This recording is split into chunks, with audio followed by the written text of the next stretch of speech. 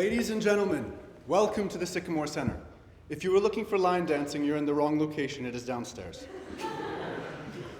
Please keep concentrated, even though there is music playing beneath us, and you will enjoy a wonderful show. So tonight, you will be treated to a performance of The Jeweler's Shop. It is a 3-act play written by Karol Wojtyła, as we know later became Pope St. John Paul II. Now, to set the scene for tonight's play, I wish to give you a little bit more information and detail about the play itself and its performance. The play is subtitled, A Meditation on the Sacrament of Matrimony, Passing on Occasion into a Drama. And that is precisely what it is. A prolonged, dramatic reflection on the mystery of Christian marriage. Now, each act sets before us a separate couple. First, we have the recently engaged, Teresa and Andrew, standing before the old jeweler's shop, choosing their rings. Next, we have the estranged Anna and Stefan, a mature couple for whom it appears that love has all but failed.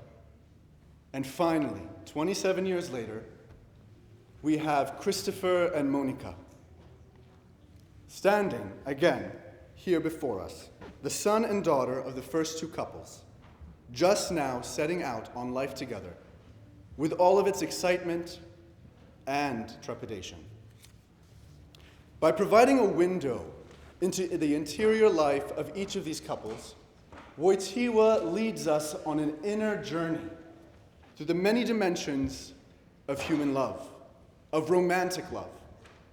In and through this journey, we encounter the reality of human love, with all its beautifully positive essence and its devastating negative potential. The dramatic form is not typical. It is a theater of the word. There are minimal technical elements, very few props, and no action to be spoken of. Rather, the meaning and beauty of the spoken word take eminence. The words themselves, imbued as they are with meaning, carry within themselves the rich, dynamic, and the entire significance of the scene set before us. It is a theater of the inner self. It is a theater of the soul.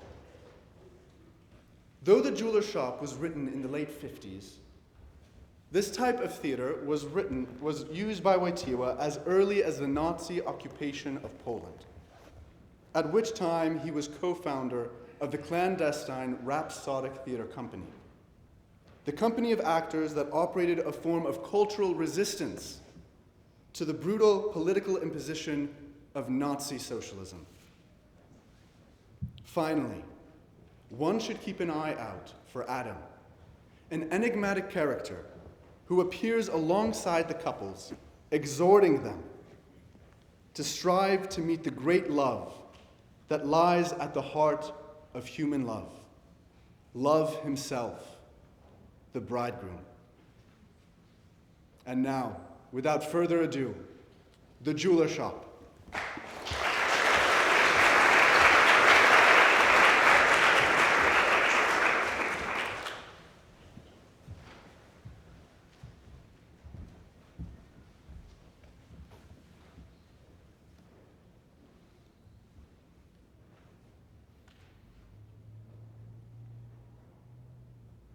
Andrew has chosen me and asked for my hand. It happened today, between 5 and 6 in the afternoon. I don't remember exactly. I had no time to look at my watch or catch a glimpse of the clock on the tower of the old town hall. At such moments, one does not check the hour. Such moments grow in one above time. But even if I had remembered to look at the town hall clock, I would not have done so, for I would have had to look above Andrew's head. We were just walking on the right side of the market square when Andrew said, "Do you want to be my life's companion?" That's what he said. He didn't say, "Do you want to be my wife?" but my life's companion. What he intended to say must have been thought over. He said it looking ahead, as if afraid to read in my eyes, and at the same time as if to signify that in front of us was a road whose end could not be seen. There was, or at least could be, if I replied yes to his question.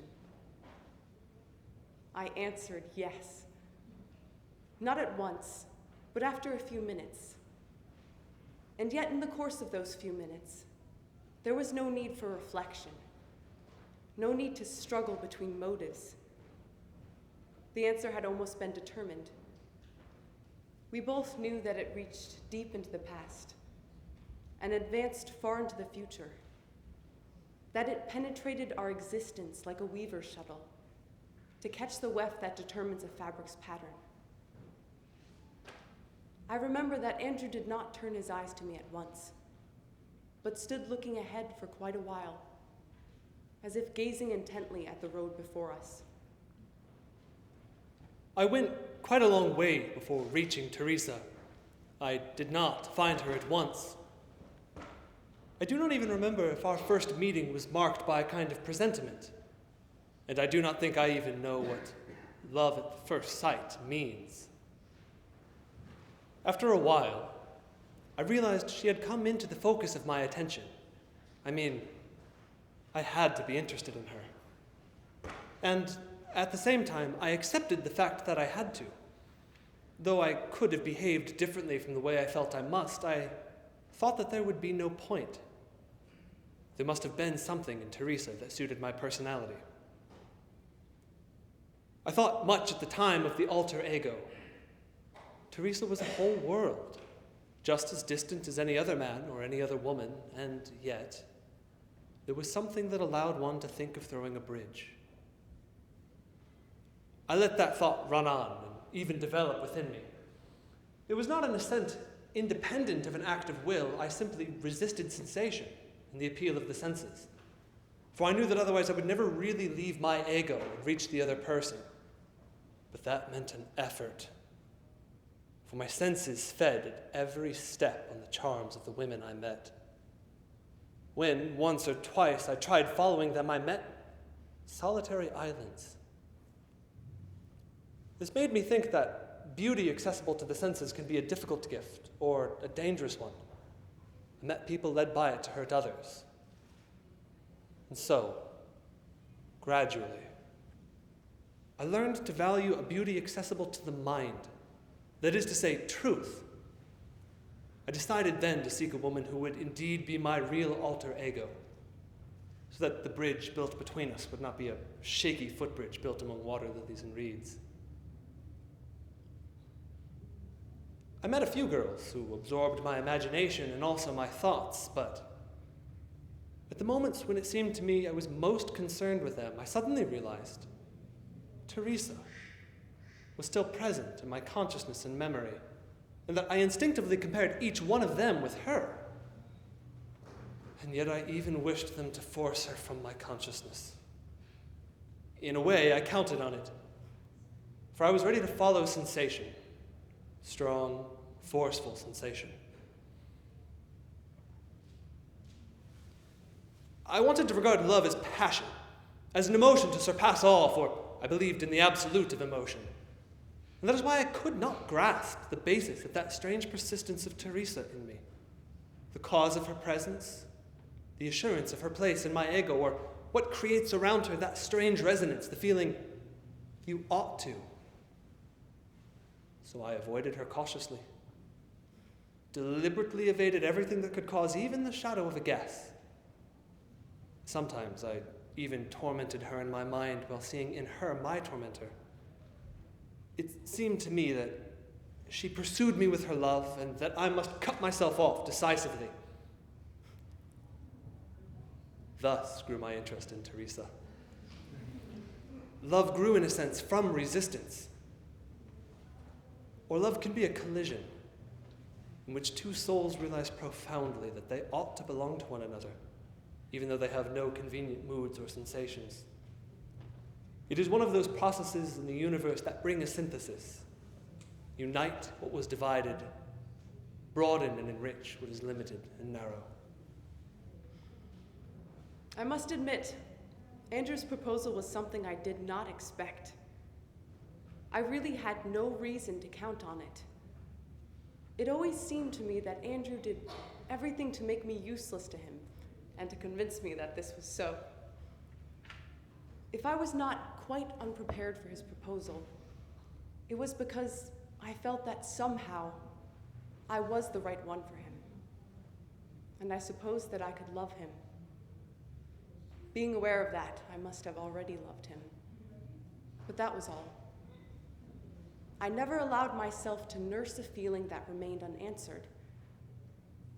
Today, however, I can admit to myself, I did not find it easy. I recall one month particularly, and in that month, we were hiking in the mountains. A big group of people, but very close. Our friendship was especially strong. We understood each other perfectly.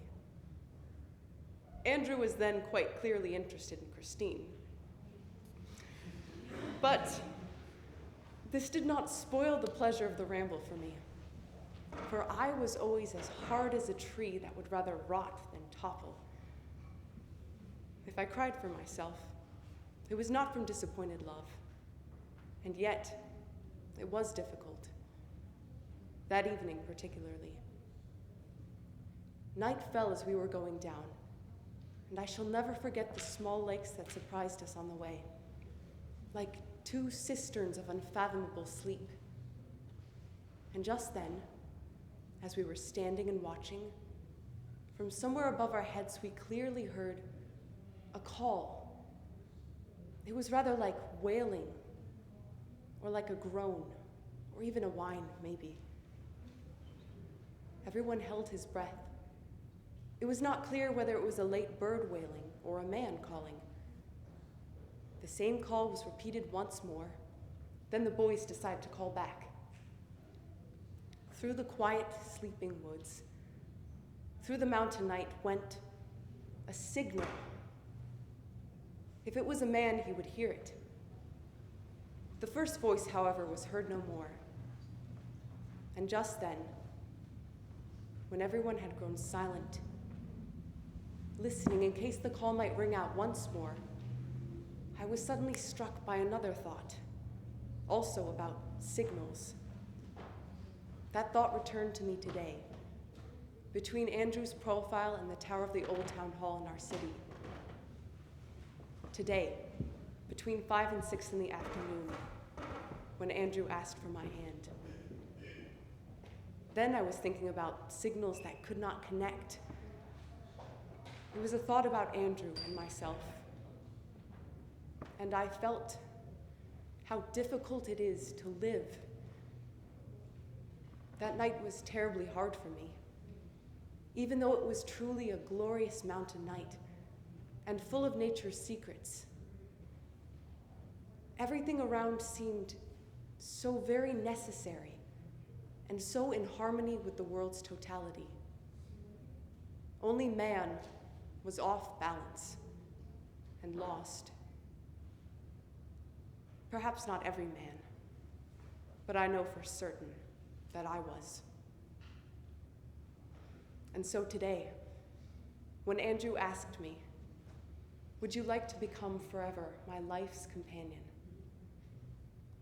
After a few minutes, I answered yes. And after a while, I asked him if he believed in signals. Teresa asked me today, "Andrew, do you believe in signals?" And when I, surprised by the question, stopped and looked astonished into my fiancée's eyes, my fiancée of a quarter of an hour, she told me her thoughts, those that had been revolving in her head since that evening in the mountains. How close she passed by me then. She almost hemmed me in with her imagination and that discreet suffering which, at the time, I did not want to know, and today, willing to regard as our common good. Oh, Teresa, Teresa. Teresa. Like a strange focus on my way to maturity, no longer a prism of superficial rays, but a being of true light. And I know I cannot go further. I know I shall not seek any more. I only tremble at the thought that I could so easily have lost her. For several years she'd been walking by me, and I did not know that it was she who was walking and maturing. I recoiled from accepting what today is for me a most magnificent gift. Several years later, I see it clearly. Roads which should have diverged have brought us closer together. Those years have been invaluable, giving us time to get our bearings in the complicated map of signs and signals. It must be so. Today I see that my country is also her country. And, after all, I dreamed of throwing a bridge. In the evenings in our old city, evenings in October begin early. Men leave their offices when new housing developments are planned. Women and girls on the way home look in shop windows. I met Teresa when she had just paused in front of a large window full of ladies' shoes. I stopped by her quietly and unexpectedly.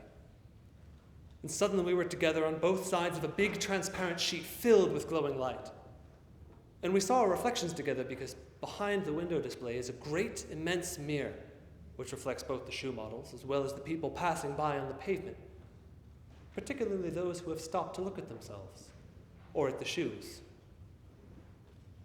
So when we found ourselves all of a sudden on both sides of the great mirror, here, alive and real, there reflected, who knows why, maybe to complete the picture, but most likely just in answer to my heart's need, asked, "What are you thinking about, Teresa?" And I asked this almost in a whisper, for that is how those in love are wont to talk. I wasn't thinking then about signals anymore, and I wasn't really thinking about Andrew. I was looking for high-heeled shoes.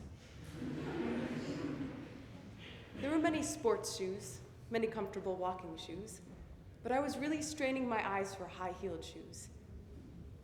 Andrew is taller than I. I have to add a little to my height. And so I was thinking about Andrew and about myself. I was now constantly thinking like this. He must surely think like this too, and so he must rejoice at my thought. We then began to talk about all sorts of little things connected with our wedding. I told him about the tie in which I like him most, and about the dark suit which best becomes him. Andrew listened to all this gladly, not because he wished to be flattered, but because he wanted me to always find him attractive, and wanted to please me. We then looked together in the window of a jeweler's shop, where in little boxes inlaid with velvet, jewelry was exhibited. Among them were wedding rings. We looked on for a while in silence. Then Andrew took me by the hand and said, "Let's go in, Teresa.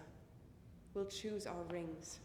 And yet, we did not go in at once, held back by a thought which, we felt this clearly, arose at the same time in me and in her. The rings in the window appealed to us with a strange force. Now they are just artifacts of precious metal, but they will only be so until that moment when I put one of them on Teresa's finger, and she puts the other one on mine. From then on, they will mark our fate. They will constantly act as a reminder of the past, as a lesson to be memorized for good, and they will constantly open up the future, joining the past to the future. By the same token, they are, for all time, like two last links in a chain to unite us invisibly. And so we did not enter the shop at once. The symbol spoke. We both understood it immediately. Looking at wedding rings, we yielded to emotion without words. That was what held us up in front of the shop.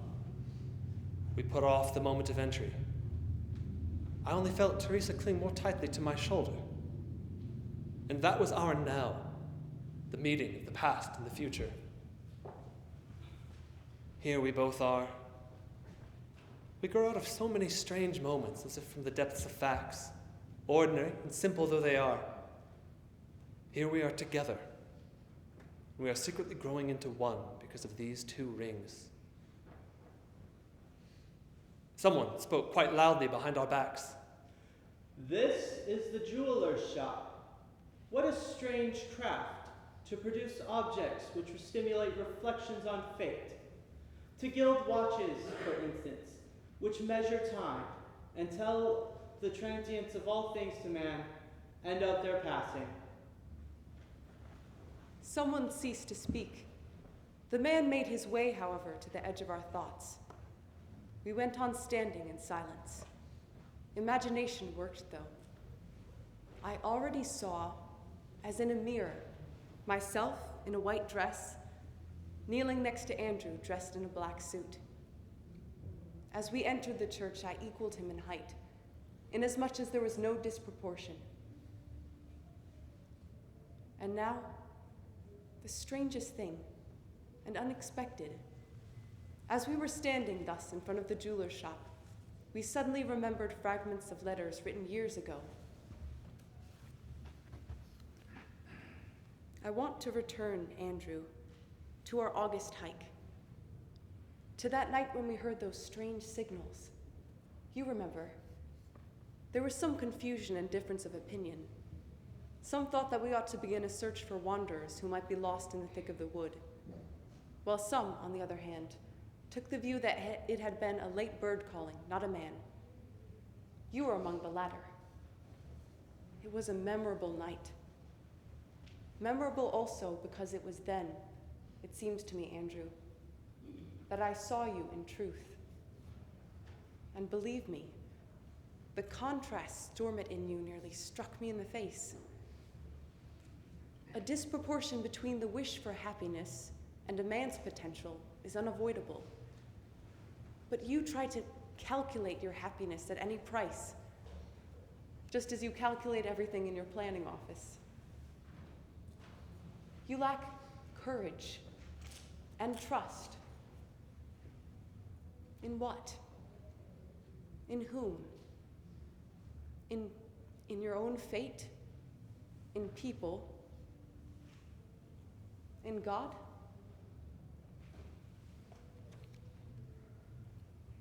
So you are courageous and full of trust. And yet how many times did I see your face full of tears, though your eyes remained dry? Perhaps you think you courageously reach for happiness, but in fact, this is only another form of fear, or caution at least. Imagination was working more and more intensely, ranging over reminiscences, over the past, to the future, whose picture was ever near. So I see myself near Andrew, equal to him in height. We are both elegant and somehow mature. We matured through so many letters exchanged during those years. We are still standing in front of that shop, choosing our fate together. But the window has turned into a mirror of our future. It reflects its shape. The wedding rings did not stay in the window. The jeweler looked long into our eyes, testing for the last time the fineness of precious metal. He spoke seriously, deep thoughts which have remained strangely in my memory. The weight of these golden rings, he said, is not the weight of metal, but the proper weight of man. Each of you separately and both together. Ah, man's own weight, the proper weight of man. Can it be at once heavier and more intangible? It is the weight of constant gravity, riveted to a short flight. That flight is the shape of a spiral, an ellipse, in the shape of the heart. Ah, the proper weight of man. This rift, this tangle, this ultimate depth, this clinging, when it is so hard to unstick heart and thought, and in all this, freedom. A freedom and sometimes frenzy, the frenzy of freedom trapped in the tangle, and in all this, love. a love which springs from freedom as water springs from an oblique rift in the earth. This is man. He is not transparent, not monumental, not simple. In fact, he is poor. This is one man. What about two people? 4, 100, 1,000,000. Multiply all this. Multiply the greatness by the weakness, and you'll have the product of humanity, the product of human life. This is what the strange jeweler was saying to us while taking the measure of our rings. Then he put them back in a little box which earlier had been in the shop window, cleaned them with chamois leather, and finally wrapped them in tissue paper.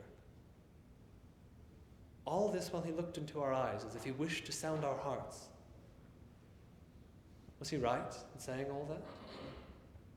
Were his thoughts also ours? I suppose neither of us could think about it from such a distance. Love is enthusiasm rather than pensiveness.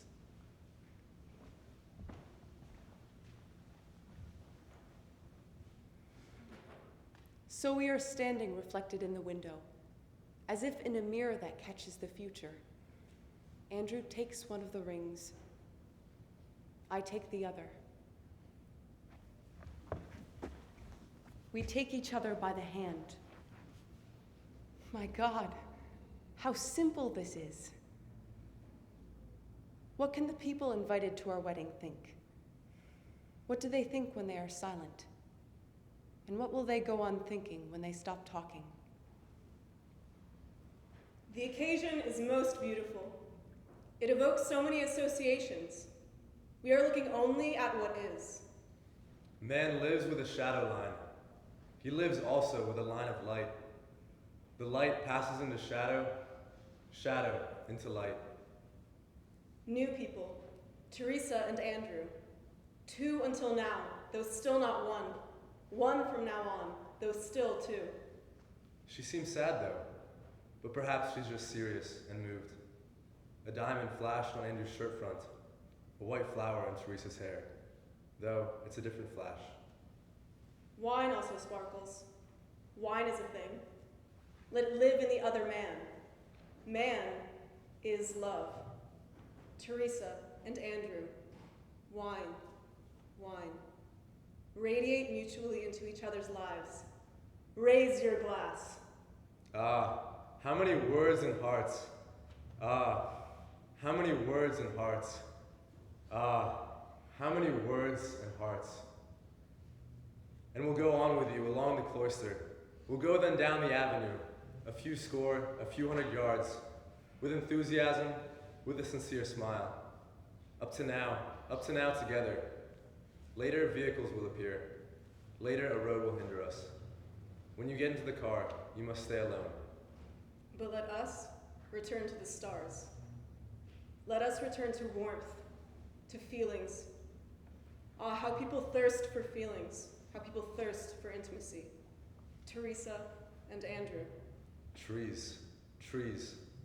Straight, slender trunks, cutting high, high above the eyes, cutting the moon distant from the eyes, 300,000 miles.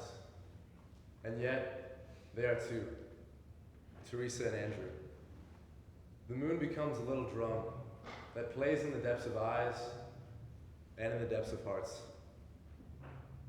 Love. Love pulsating in brows. In man becomes thought and will. The will of Teresa being Andrew. The will of Andrew being Teresa. Body, thought passes through it, is not satisfied in the body, and love passes through it. Teresa, Andrew, seek a harbor for thought in your bodies while they last. Seek the harbor for love. Though we were still standing in front of the jeweler's shop, it was nonetheless clear to us that his shop window had ceased to be a display in which everyone without an exception could find an object for himself. It became, however, a mirror reflecting us both, Teresa and myself. Moreover, it was not an ordinary flat mirror, but a lens absorbing its object, We were not only reflected, but absorbed. I had an impression of being seen and recognized by somebody hiding inside the shop window. One could see in it our wedding day. Behind us, there were a lot of people. They were wedding guests. The window absorbed my person at various moments and in different positions. First, as I was standing, then kneeling by Andrew when we were exchanging the rings. I am also convinced that our reflection in that mirror has remained forever and cannot be extracted or removed. A little while later, we concluded that we had been present in the mirror from the beginning. At any rate, much sooner than the moment we stopped in front of the jeweler's shop. And the jeweler, as I have already mentioned, looked at us in a peculiar way. His gaze was at once gentle and penetrating. I had a feeling he was watching us while selecting and weighing the rings. He then put them on our fingers to try them, and I had the feeling that he was sounding our hearts with his eyes, delving into our past. Does he encompass the future too? The expression of his eyes combined warmth with determination. The future for us remains an unknown quantity, which we now accept without anxiety.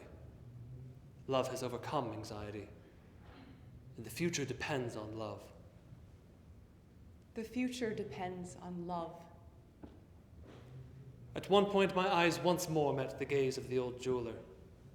I felt just then that his gaze was not only sounding our hearts, but also trying to impart something to us. We found ourselves not only on the level of his gaze, but on the level of his life. Our whole existence stood before him. His eyes were flashing signals which we were not able to receive fully just then, as once we had been unable to receive fully the signals in the mountains. And yet, they reached to our inner hearts, and somehow we went in their direction, and they covered the fabric of our whole lives. We went on standing in front of the jeweler's shop for a long time, without noticing the time or the cold of the October evening. At one point, though, we were roused by these words, spoken loudly by a passerby behind our backs. It is late and the shops are closed. Why is the light still on in the old jeweler's workshop? He too should lock up and go home.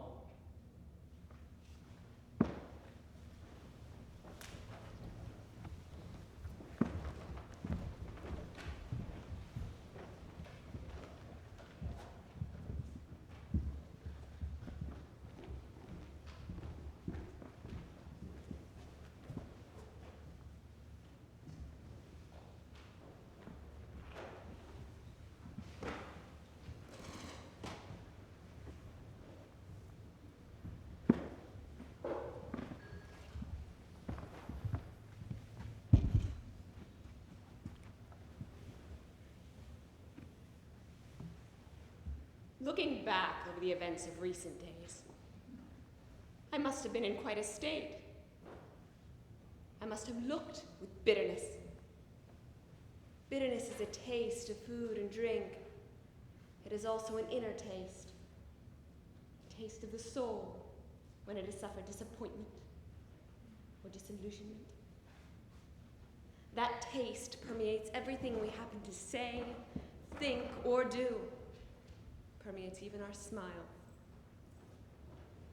Did I really suffer disappointment and disillusionment? Could it be merely the ordinary course of things, as determined by the history of two people? This is precisely how Stefan attempts to explain it, since I confessed to him at once the first grievance that arose in me. Stefan listened, but I did not have the impression that he took to heart what I told him. My grievance grew because of that. He does not love me anymore, I must have thought, since he does not react to my grief. I could not reconcile myself to this, nor could I prevent a rift opening up between us.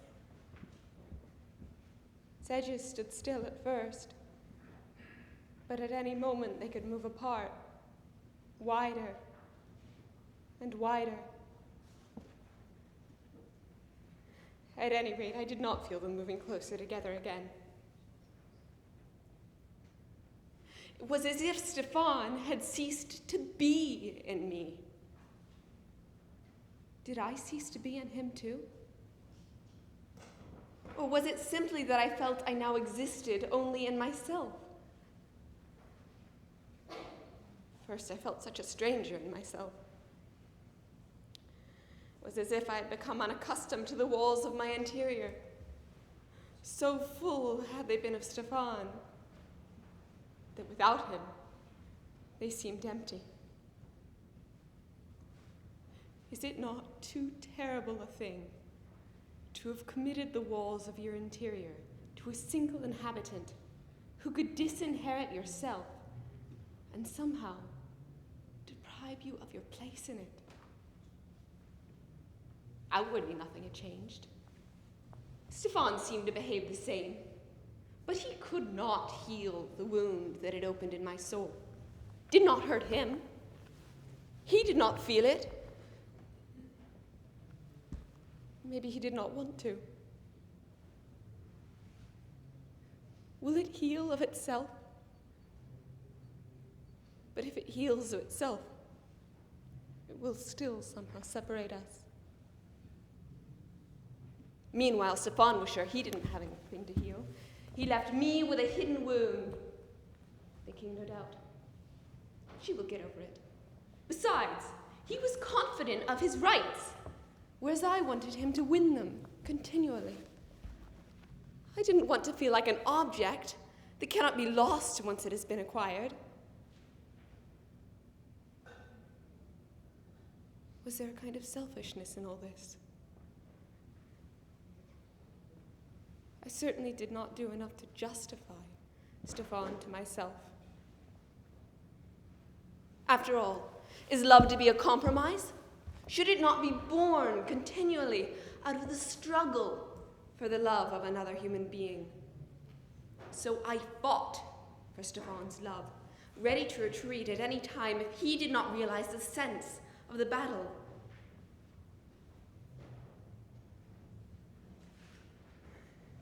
In the end, however, shall I forgive? Or is the rift to be permanent? It is very hard, this borderline between selfishness and unselfishness.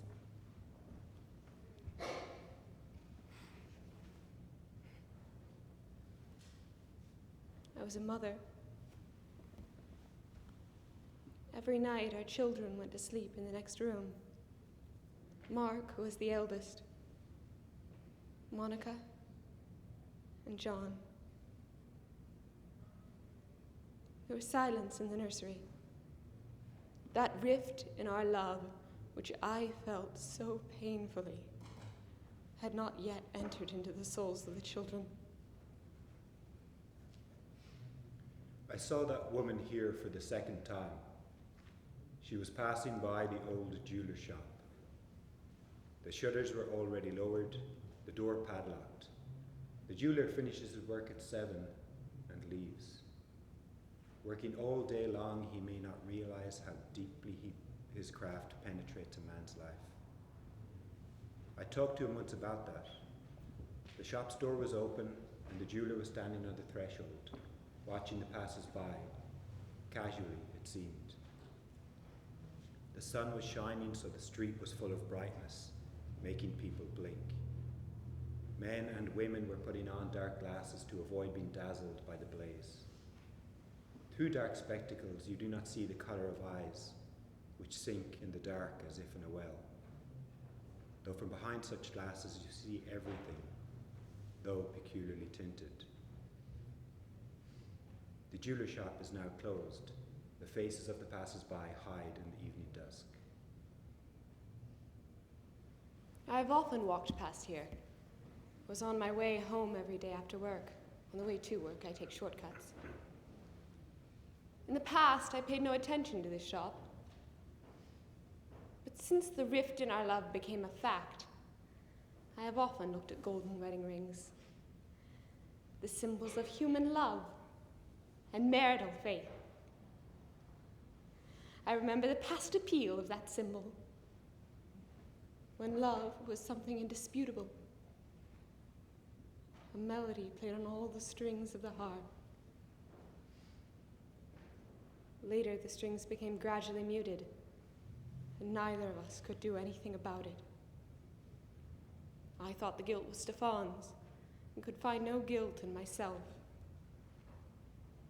Life became a more and more strenuous existence of two people who occupied less and less room in each other.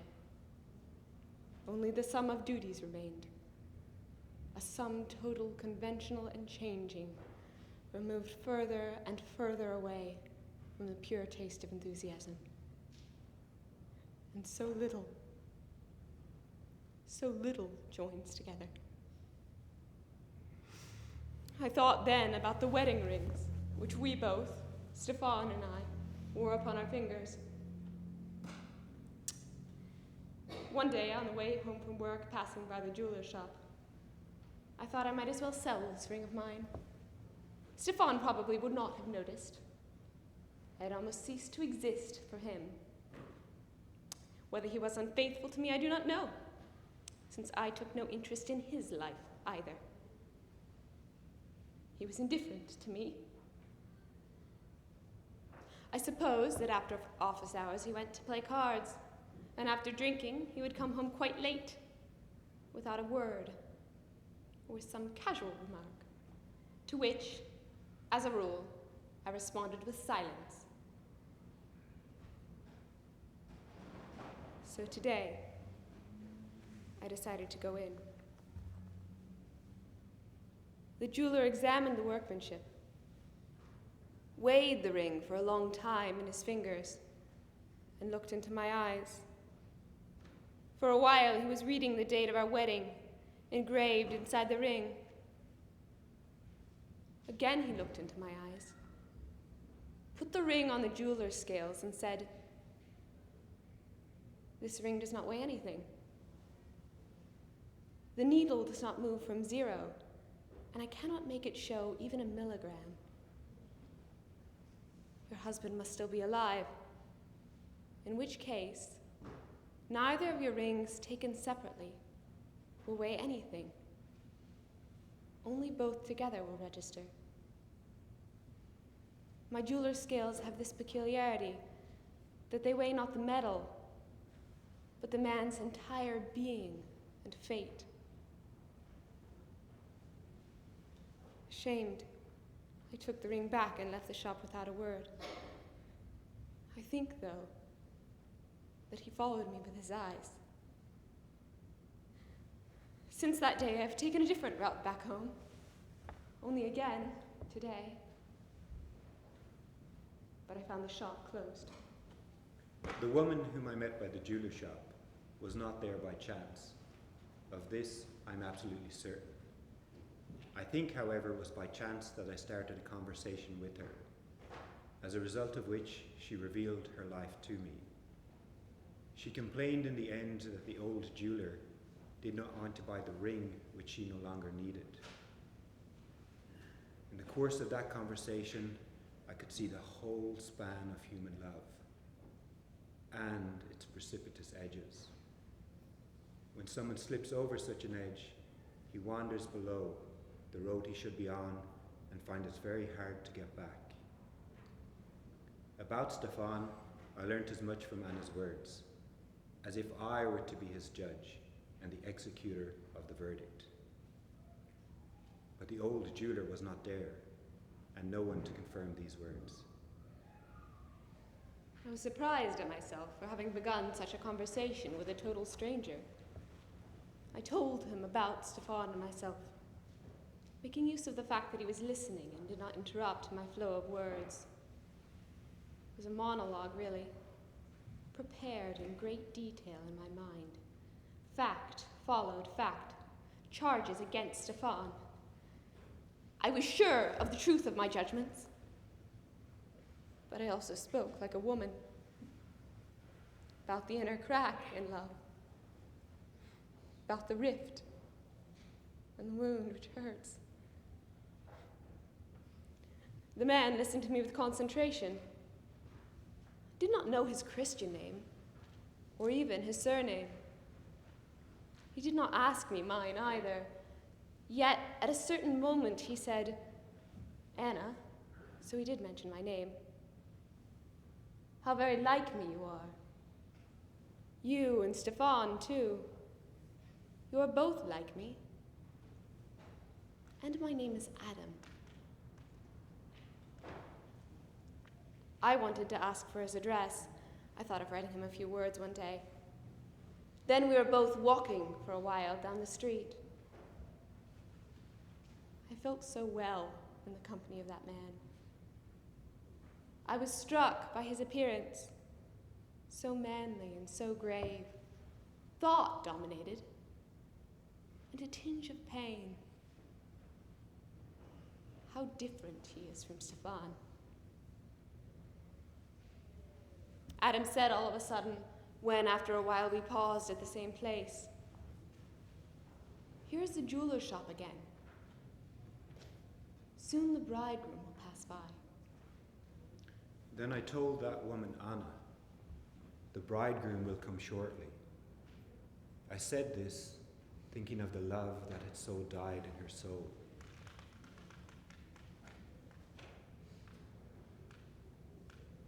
The bridegroom passes through so many different streets, meeting so many different people. Passing, he touches the love that is in them. If it is bad, he suffers for it. Love is bad when there is a lack of it. I remember I also asked that woman, Anna, "Why do you wish to sell your ring here? What do you wish to break with this gesture? Your life?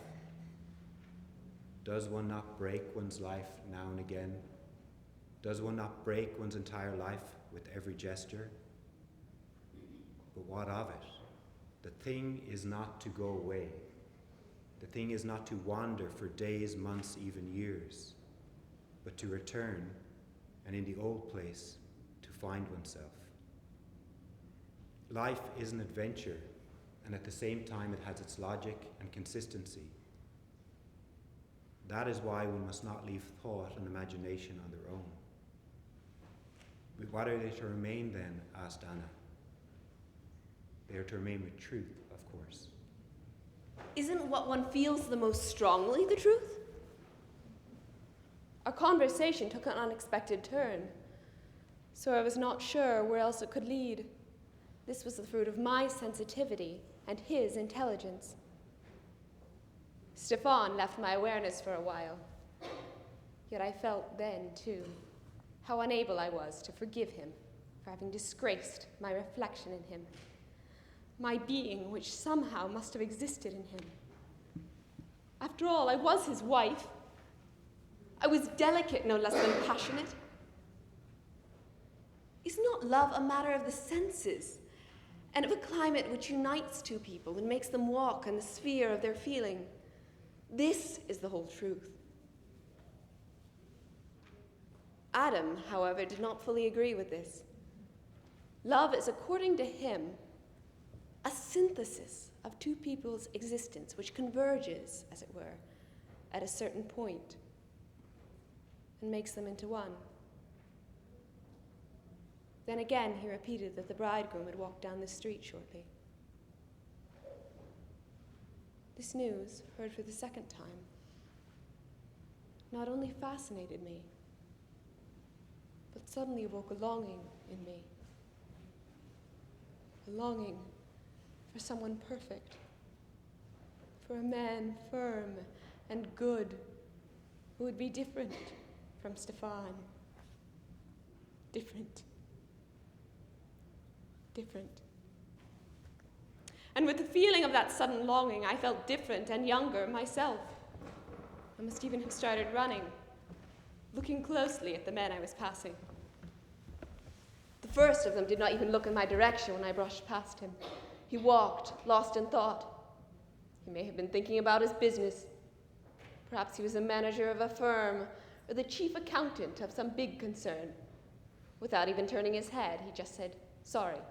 Sorry. I did not try to stop him. I was, however, ready to attract his attention. I don't know how it was that I then felt ready to make every man notice me. It may have been just a simple reflection of that longing, but I was determined that no one could take that right from me. This is just what compels me to think about human love. There is no other matter embedded more strongly in the surface of human life, and no matter more unknown and more mysterious. The surface of love has its current, swift, flickering, changeable, a kaleidoscope of waves and situations full of attraction. This current is sometimes so stunning that it carries people away, women and men. They get carried away by the thought that they've absorbed the whole secret of love. But in fact, they have not yet even touched it. They are happy for a while, thinking they have reached the limits of existence and wrested from it all its secrets, so that nothing remains. That's how it is. On the far side of that rapture, nothing remains. There is nothing left behind. But there can't be nothing. There can't. Listen to me. There can't. Man is a continuum, a totality, and a continuity. So it cannot be that nothing remains. The second passerby reacted differently. When I looked him in the face, he noticed my look and stopped. He returned the look, walked 2 steps in my direction, and said, "I must have seen you somewhere before." I must have seen you somewhere before. I was almost ready to cling to his arm. It was such a warm evening, and so many lights filtered through the rusting October leaves. I could not see the rust at night, of course. I longed so much for a man's arm and a walk along the avenue of wilting chestnut trees. He went on to say, "How about stepping into that club? A little light music would do you good." How about stepping into that club? A little light music would do you good. And then? He did not reply, and I seemed to take fright at that then. He must have had a wife, about whom he would not say anything just then. Suddenly I realized what the expression "a casual woman" could mean, and something made me not cling to his arm. He was not too insistent, though, and I realized even more clearly what the expression "a casual woman" could mean. I don't know how many steps I took, or in what direction. I must have walked from the avenue surrounding the old part of town towards that church, in whose recesses stand the statues of the saints. In a niche at the back, I remember, is a crucifix, in front of which a lamp burns at night. I seem to see its light already, dimmed by the multicolored glass of the lantern. I kept on walking, however, coming forward, as it were, towards every passing man. One passed by so fast and so close that the end of his briefcase caught in the rib of my umbrella, hanging from my right arm. Another took off his hat, looked intently into my face, and then quickly put his hat back on again. I heard him mutter something like, "No, I don't know her," and he walked away. No, I don't know her. Now I am on the edge of the pavement, on the curb. I am walking along the curb as I used to when I was a little girl. I could then run along the curb, and my foot never slipped off into the road. This was a favorite game with my friends. We used to boast, "I ran all along Cool Street and Pruse Street and fell off only once. I never fell off. You see who's better." Now I am walking on the curb again. I am not running. My eyes are dry, but I know they are shining. There is a car. An expensive one. The window is partly lowered. A man at the wheel. I stopped. Love is not an adventure. It has the taste of the whole man. It has his weight and the weight of his entire fate. It cannot be for a single moment. Man's eternity passes through it. That is why it is to be found in the dimensions of God, because only He is eternity. Man, looking out into time to forget, to be for a moment only now, and cut oneself off from eternity, to take in everything in one moment and lose everything immediately after. Oh, the curse of that next moment and all the moments that follow. Moments through which you will look for a way back to the moment that has passed, to have it once more. And through it, everything. I stopped and fixed my eyes on the car, the windows, the man.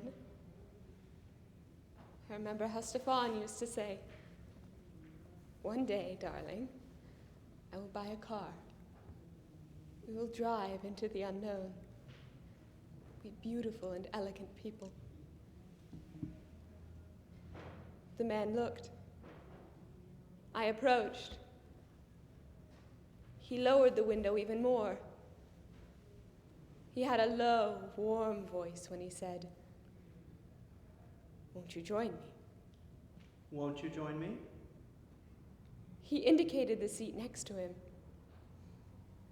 In a while, he will start the engine. We shall move off. We will drive into the unknown.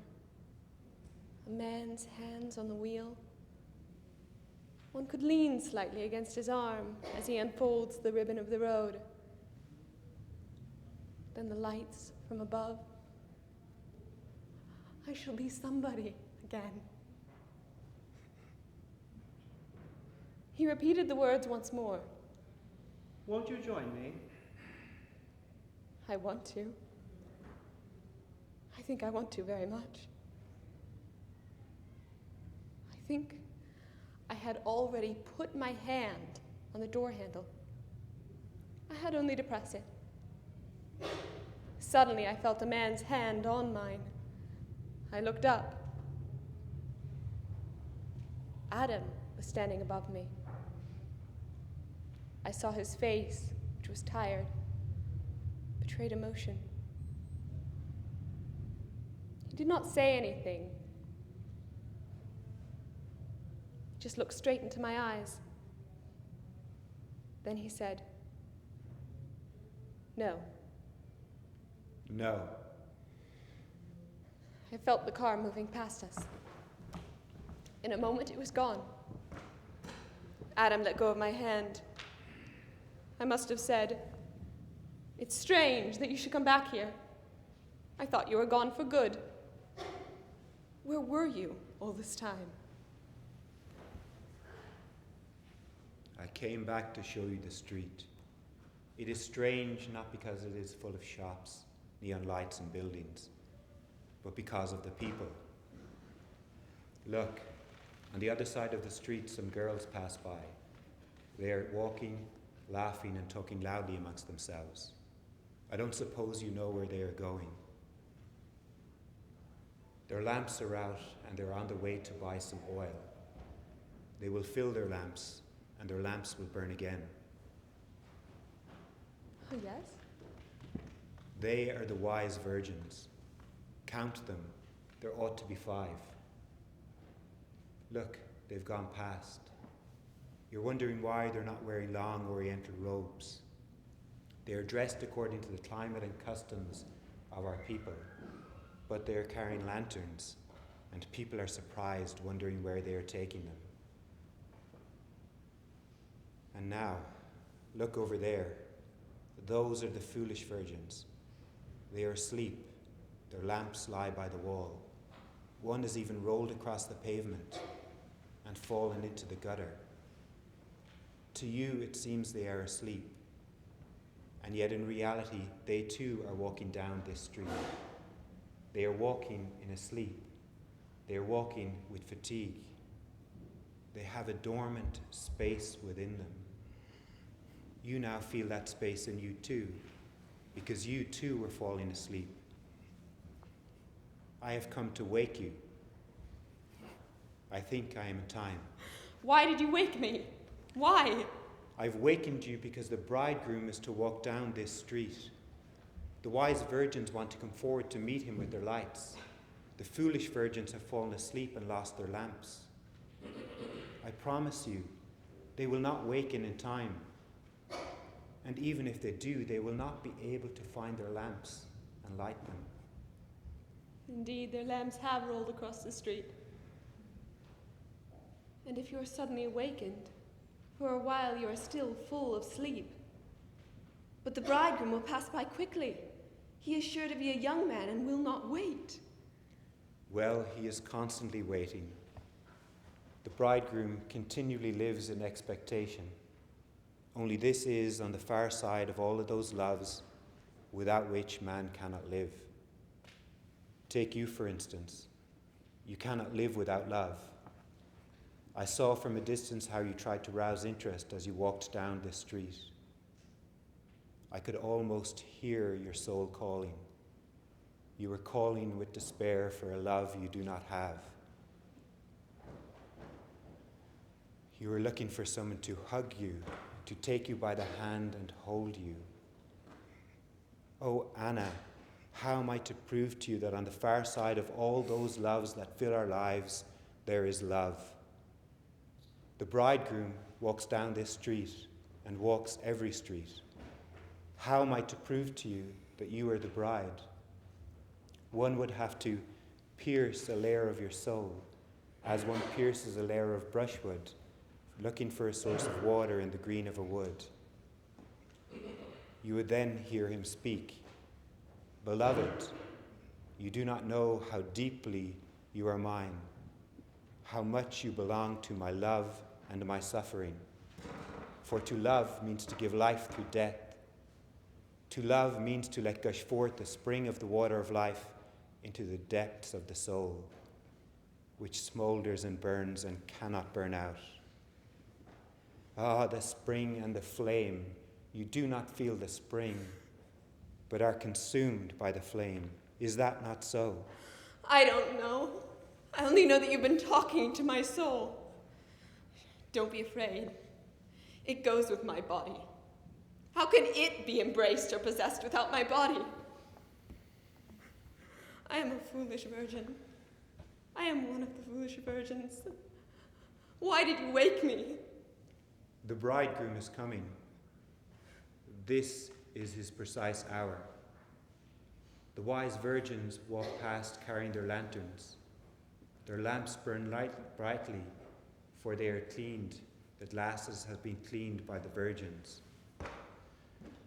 They are walking gaily, almost dancing as they walk. There they are again, those girls. Their faces are not even attentive. Are they really pure and noble? Or is it simply that they fared better in life than I? Foolish, foolish woman. Waken to go on sleeping. Then I went on looking. A man was walking, dressed in a light coat. He was not wearing a hat. I could not see his face at first because he walked, lost in thought, his head lowered. On impulse, I began to walk in his direction. But when he lifted his face, I nearly gave a shout. It seemed to me I clearly saw Stephane's face. I immediately withdrew towards where Adam was standing. I grasped him firmly by the hand. Adam was saying, I know why you have turned back. You could not stand the sight of his face. I've seen the face I hate and the face I ought to love. Why did you expose me to such a test? You are afraid of love? Are you really afraid of love? Yes, I am afraid. Why do you torment me? That man had Stephane's face. I am afraid of that face.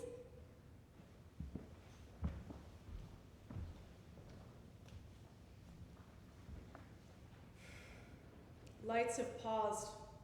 Words have paused. No pause for the thoughts or the drama. People remain the same. Fate separates them, makes them change, forming no unity. The lamps burn low on the pavement. Has their oil burned out?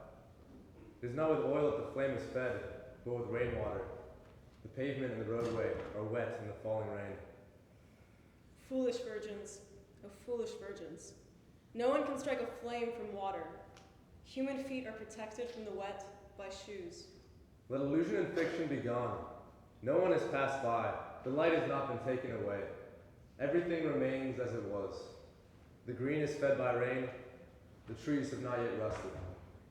Anna's wet hair and Stephane's arm and coat.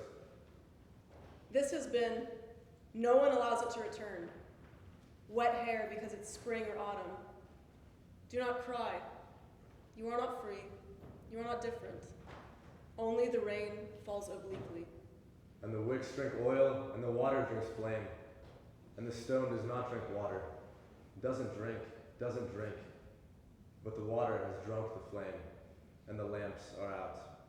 2 lamps are out. One didn't give its flame to the other.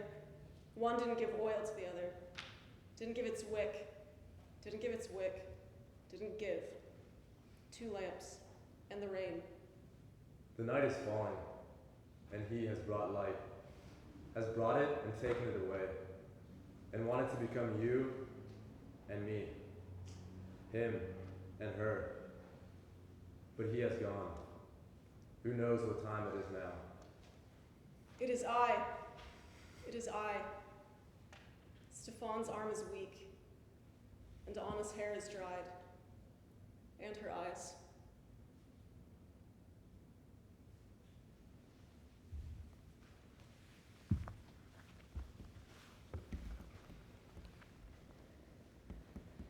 When I roused myself from my visions and meditations, I was still standing in the same place.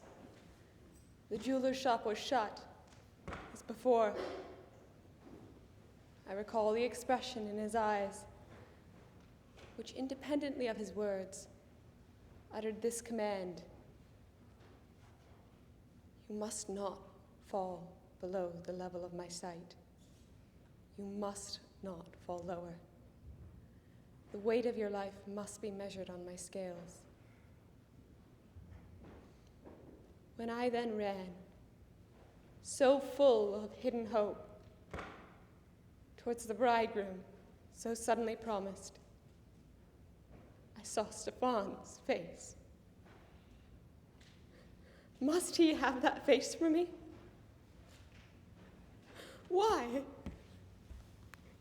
Why?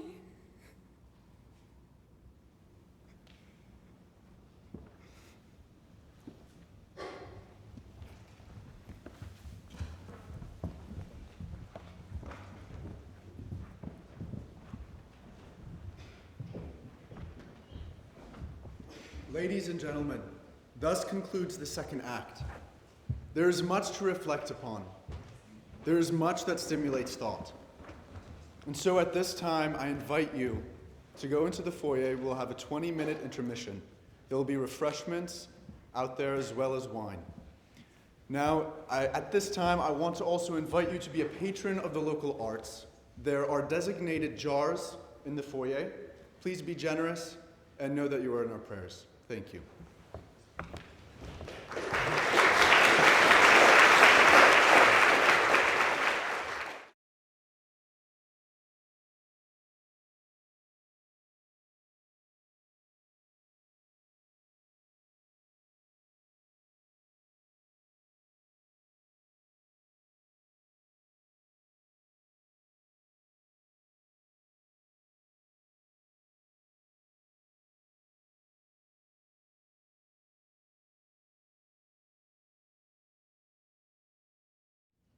The day Christopher told me about Monica, I walked back home more slowly than ever before, as if deliberately looking for new streets and roundabout routes.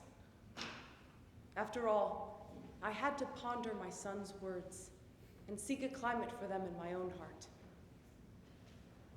I had known of her before. She was one of Christopher's fellow students. I also knew Christopher was interested in the girl. I had seen her a few times. She was a shy and delicate child, made on me the impression of a being enclosed in herself, whose true value gravitates inward so much that it simply ceases to reach other people. Is that a true value? So I thought about Monica among unknown streets, but I kept seeing Christopher.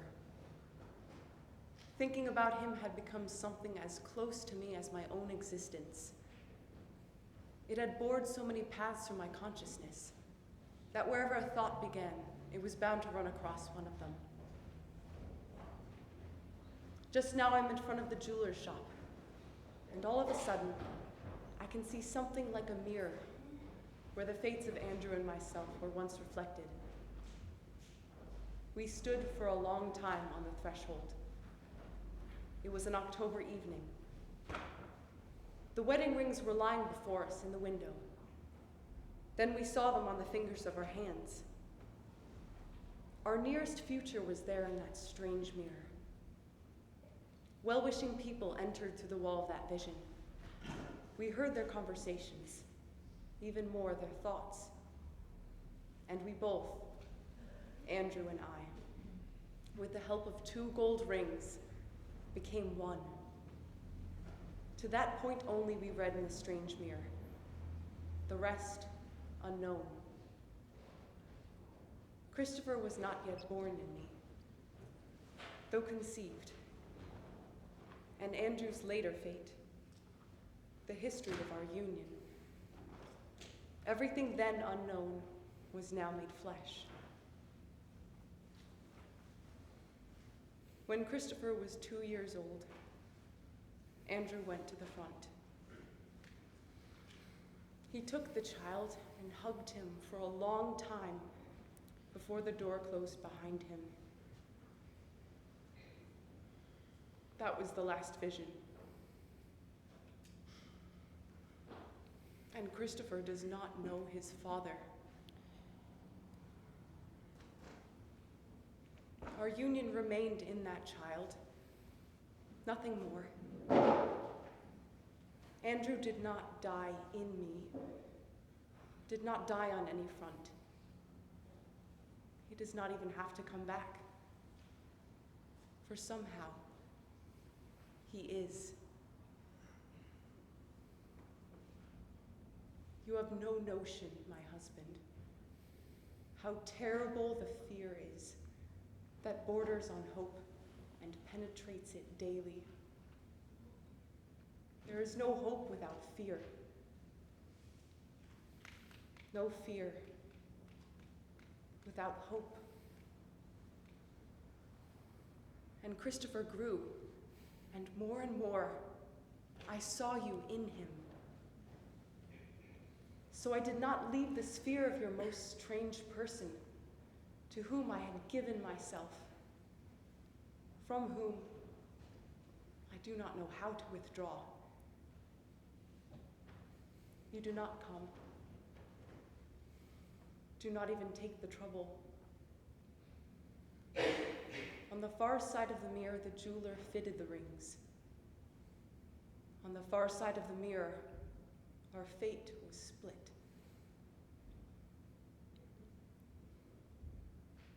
But the union remained. Christopher told me today about Monica, that strange, shy girl. Just as you once said to your mother, Teresa, the word has been uttered.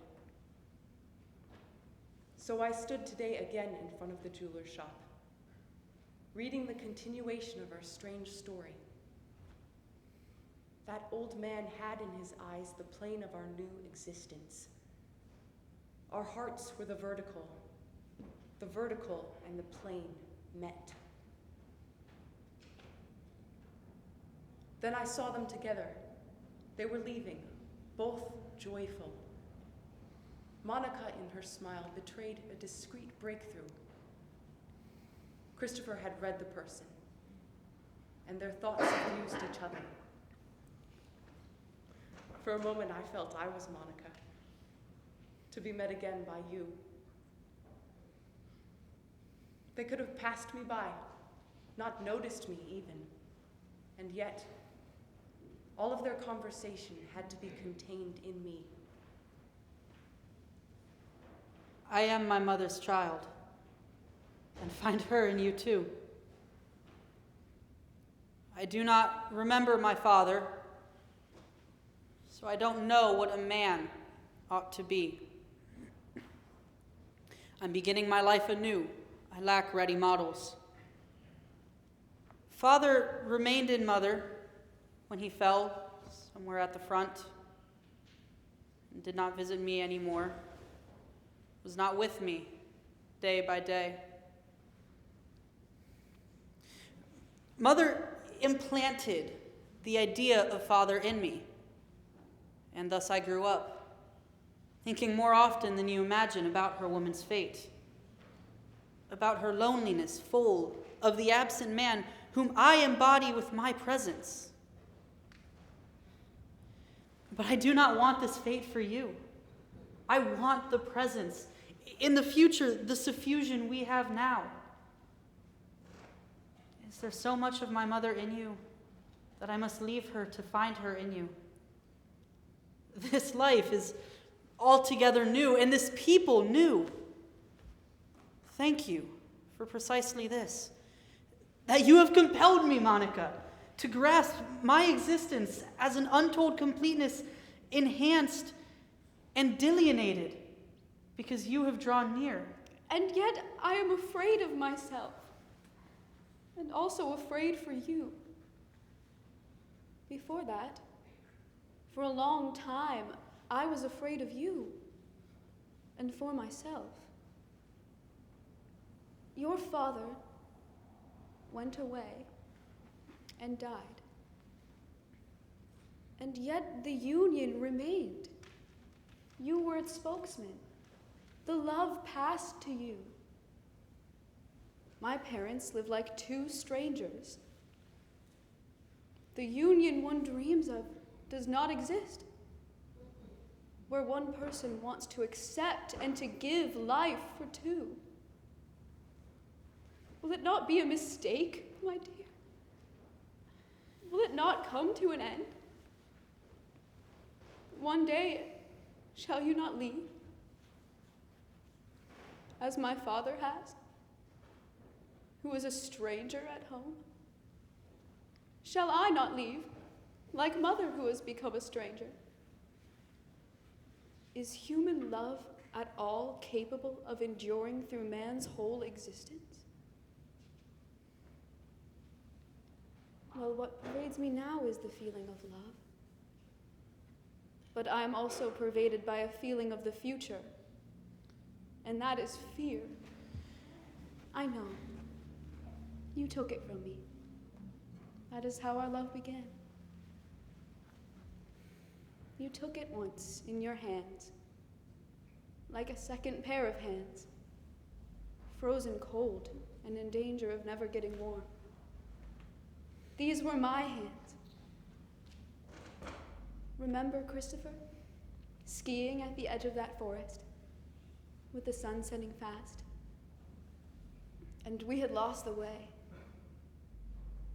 I was also afraid of you, of that strength of yours, which could master me and then leave me.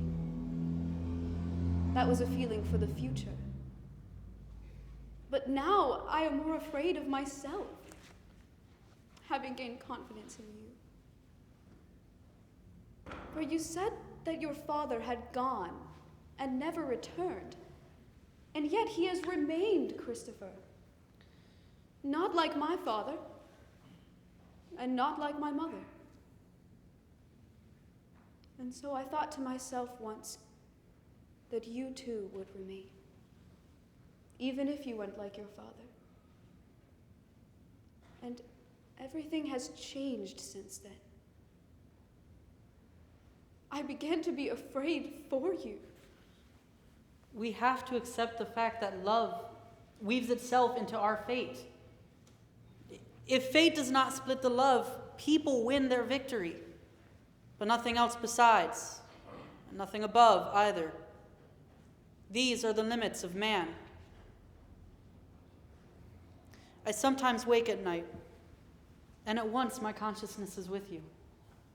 I ask myself, if I could take your freezing hands, warm them with my hands, a union will emerge, a vision of new existence which will embrace us both. Will it not die later, though? I struggle so for hours, unable to sleep till morning, tempted to escape somewhere. But I can't anymore. We must go together from now on, Monica. We must go together. Even though I were to go away from you as early as my father left mother, all that we must leave behind and make our fate from scratch.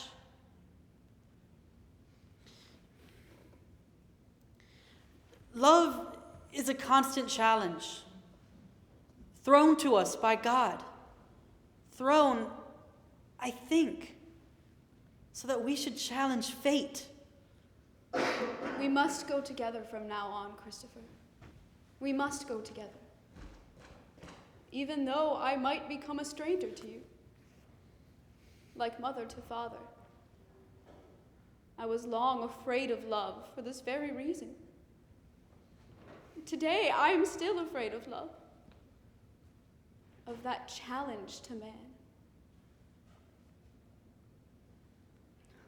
You are taking a difficult girl, sensitive to a fault, who easily withdraws into herself, and only with effort breaks the circle constantly created by her ego. You are taking a girl who absorbs more than you can give, perhaps, and herself gives most sparingly. Mother has more than once rebuked me for all of this. And it is true. I see it now more clearly and sharply even than she. I cannot go beyond you. One does not love a person for his easy character. Why does one love at all? What do I love you for, Monica? Don't ask me to answer. I couldn't say. Love outdistances its object, or approaches it so closely that it is almost lost from view. Man must then think differently, must leave behind cold deliberations, and in that hot thinking, one question is important. Is it creative? But even that, he cannot tell, for he is so close to his object. But when the wave of emotion subsides, what remains will be important. All this is true. And do you know what brings me most joy, Monica? That there is so much truth in us that we read ordinary things more easily from the heart of these exaltations. That evening I could not help realizing, Andrew, how heavily we all weigh upon their fate. Take Monica's heritage. The rift of that love is so deeply embedded in her that her own love stems from a rift too. Christopher tries to heal it. In him, your love for me has endured, but also your absence. The fear of love for someone absent. But this is no fault of ours. We have become for them a threshold which they cannot cross without effort to reach their new homes, the homes of their own souls. It is well at least if they do not stumble. We live in them for a long time. When they grow up under our eyes, they seem to become inaccessible, like impermeable soil, but they have already absorbed us. And though outwardly they shut themselves off, inwardly we remain in them. And, a frightful thought, their lives somehow test our own creation, our own suffering. How else can one talk of love in the past tense? Here is the place where we once stood, just as they are standing today. We looked into the window of that strange shop. Certain truths do not pass, but continually return to people. That truth, which years ago embodied itself in our life, today embodies itself in them. I must go up to them and say, "Good evening, Monica. Good evening, Christopher." I remember how once you stood here by me, Andrew, so discreetly. First I saw your face in the window pane, and only then felt your presence. Andrew, nothing has passed. I must go up to them and say, "My children, nothing has ceased to be. Man must return to the place from which his existence grows, and how strongly he desires it to grow through love. And I know that the old jeweler, who tonight is also older by these 27 years, gave you that same look, as though he were sounding your hearts and defining through those rings a new level of existence. Is the old jeweler's life changed into small pieces by being filled with the lives of people, the lives of so many people? Andrew took his ring and died with it. I wear mine still.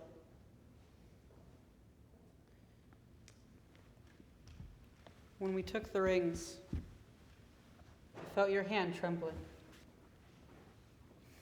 We forgot to pay attention to the face of that old man whom Mother had told me about. His eyes are said to be very expressive. It is not our fault. We read nothing, and he said very little, things we knew anyway. So do not be surprised, Mother, that his words left no trace. Things we knew anyway, we did not sense greatness in. And Monica's trembling hand told me much more. I was engrossed in her being moved, and in my experience of her being moved, which I shared fully. And I saw us too deep down in our own experience. I think I love her very much. We were taken up with each other. How could we tear ourselves away? He did nothing to fascinate us. He simply measured first the circumference of our fingers, then of the rings, as an ordinary craftsman would. There was no artistry in it even. He did not bring us closer to anything. All the beauty remained in our own feeling. He did not widen or narrow anything. I was absorbed by my love, and by nothing else, it seems. This frightened me, however. Does the old jeweler not act anymore with the force of his eyes and his word? Or is it that those two are unable to feel that force, hidden in his look and his speech? Is it that they are different? I said good evening to them, and soon after the conversation turned to the wedding. Monica mentioned her parents. They were absent in spirit. Monica's love grew outside them, or even in spite of them. That is what she thought. I, however, knew that it grew out of that base which they had left in her. Monica was not ashamed of that rift, which of itself was healing in their souls, and still had its echo in her. What are you building, children? What cohesion will these feelings of yours have beyond the old jeweler's message, of which the vertical axis cuts across every marriage in this world? I think about my parents. Since, of course, I tried to imagine our wedding day, Christopher. I often rehearse it. It must be like rehearsals in a theater.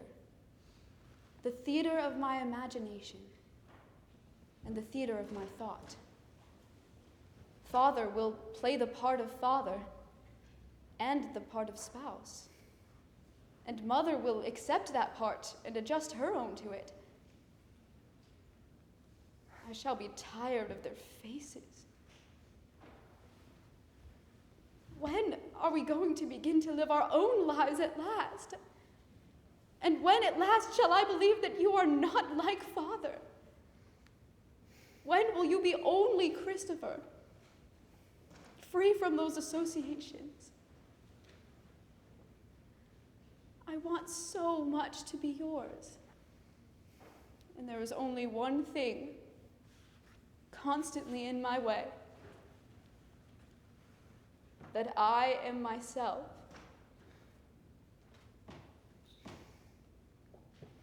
It was strange, dearest mother, the story of my love for Monica, whom I had to win over for herself and also for her parents. They do not really like me.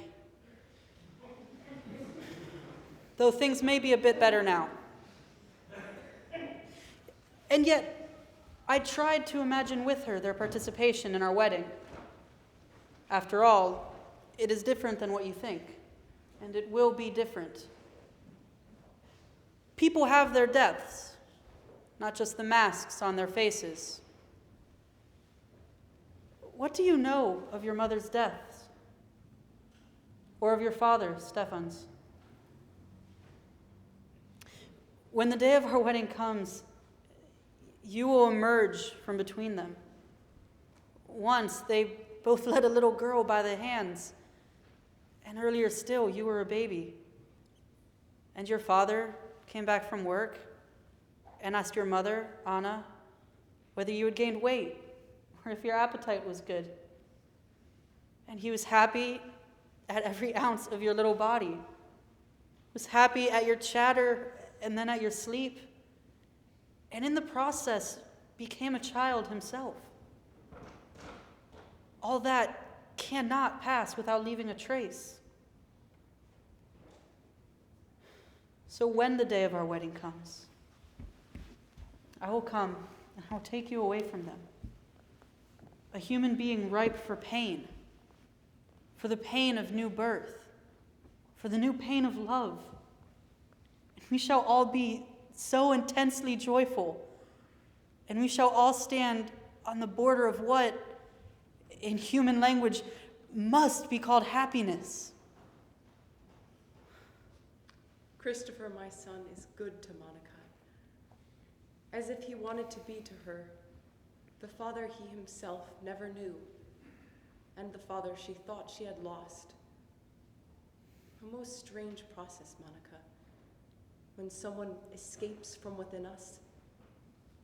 Someone who exists, so he escapes only because we are not holding on to him. An even stranger process, when by intuition we create in ourselves someone who does not exist. It is how Christopher created you, Andrew, and still wants to create Stefan and Anna, Monica's parents, in her.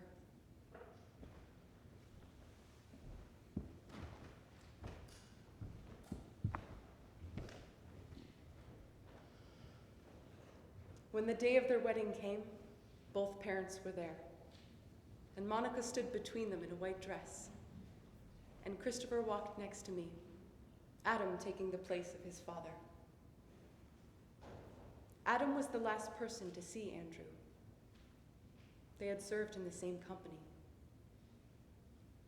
When Adam returned from the front, he visited me at once and told me what Andrew had said.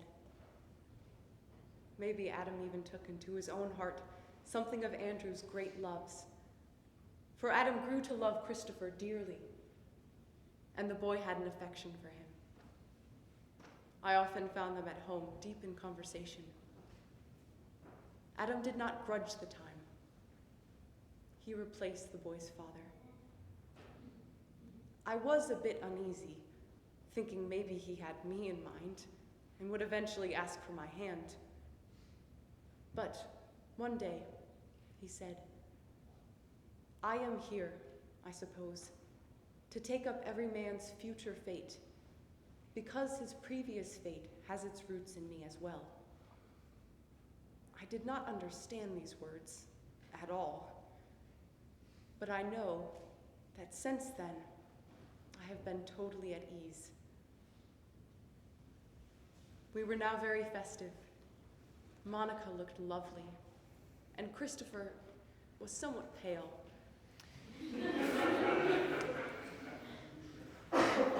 They were walking slowly towards each other. Then Christopher took her by the arm, and they walked ahead. The jeweler's shop was on their right as they half turned back. The two young people exchanged rings and left.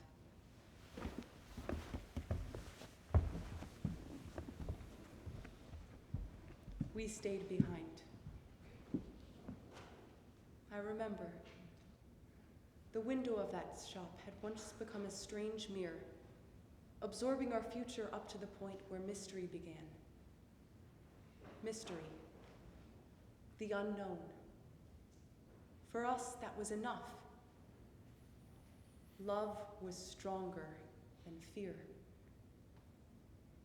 And today they went ahead.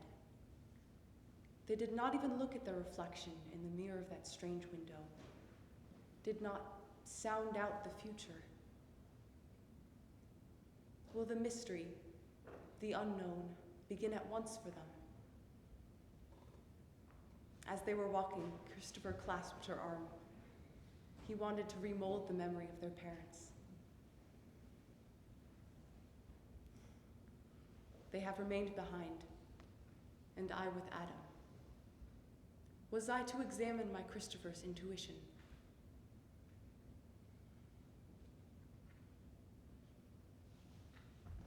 I never thought I would meet you here, Adam. Perhaps even now this name sounds strange on my lips. Do you remember? Once you unexpectedly started a conversation with me right here. You said, "The bridegroom will pass by." I waited, loitering for a while among the sleeping girls, while others carried lanterns and went to meet him. I went with them. When he approached, I looked intently into his face. Stefan's face. I wanted to run away at once. Do you think I've reconciled myself to this even now? The sense of disproportion did not vanish without a trace. I could not. I cannot bring both these faces nearer. I cannot identify them. The old, girlish love for that man dried up, like water, which cannot for a second time gush from the earth. I tried, though, to believe in him. And in an order governing everything, including my own life. I began to look for guilt in myself as well. It was there. I did not now cut conversation short, did not keep silence to crush him. Did he change? I don't know, but he became less burdensome. He too must have found it easier to bear my presence. When we have stopped moving away from each other at such a pace as before, now things seem to stand still.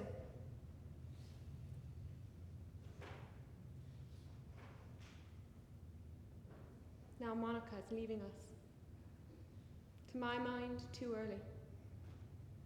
And she is taking with her a certainty of her parents' guilt. In this, I suppose, she does us wrong.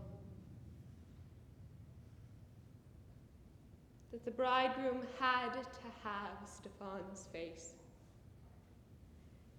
This I now understand. But I became one of the foolish virgins. One who does not have enough oil and whose lamp burns badly, using up in the process nearly every fiber of my soul. That evening, I saw Anna again. The memory of her encounter with the bridegroom was still vivid to her. Anna had entered the road of complementary love. She had to complement, giving and taking in different proportions than before. The turning point came that night many years ago. At that time, everything threatened destruction. A new love could begin only through a meeting with the bridegroom. What Anna felt of it at first was only the suffering. But in time, a gradual calm came, and the something new that was growing was still intangible, and above all did not taste of love. One day, they may learn to relish that something new. At any rate, Anna is closer to it than Stephane. The cause lies in the past. The error resides simply there. The thing is that love carries people away like an absolute, though it lacks absolute dimensions. But, acting under an illusion, they do not try to connect that love with the love that has such a dimension. They do not even feel the need. Blinded as they are so much, not by their emotion, but by the lack of humility. They lack humility for what love must be in its true essence. The more they are aware of it, the smaller the danger. Otherwise, the danger is great. Love will not stand the pressure of reality. Sometimes human existence seems too great for love. At other times, it is the other way round, human love too great for existence.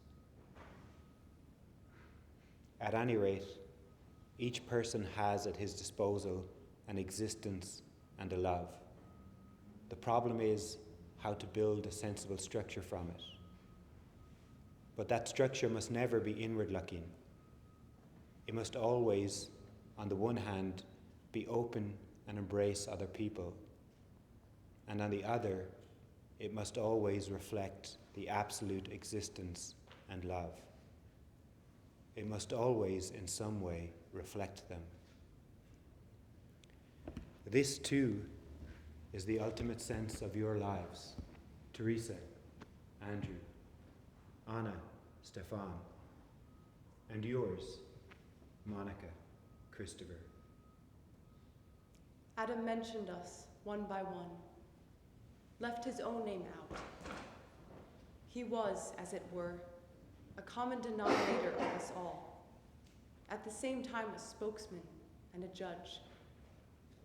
Somehow we quietly entrusted ourselves to his thoughts, his analysis and heart. All this was and moved, or was moving slowly into another structure. It was hard to tear thought and heart away from the young ones. Monica and Christopher reflect again, in some way, the absolute existence and love. How? This is the question one cannot ask to its conclusion. The mirror where I had seen the immediate future with Andrew wasn't even there. The jeweler has locked up his shop, and the two young people have both gone away. Do they know at least what they reflect? Should one not follow them? But, after all, they have their own thoughts. They will have certainly only gone to ponder for a while, to create something, to reflect the absolute existence and love must be the most wonderful of all.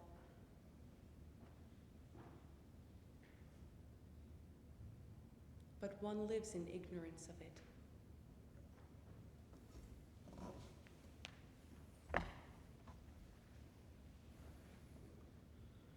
I, too, did not seem to know what Adam, then Teresa, Christopher's mother, was talking about.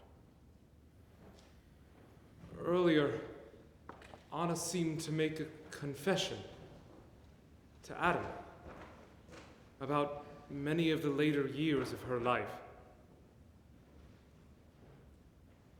When she had finished talking about the bridegroom, who must have had my face, she immediately referred to Monica.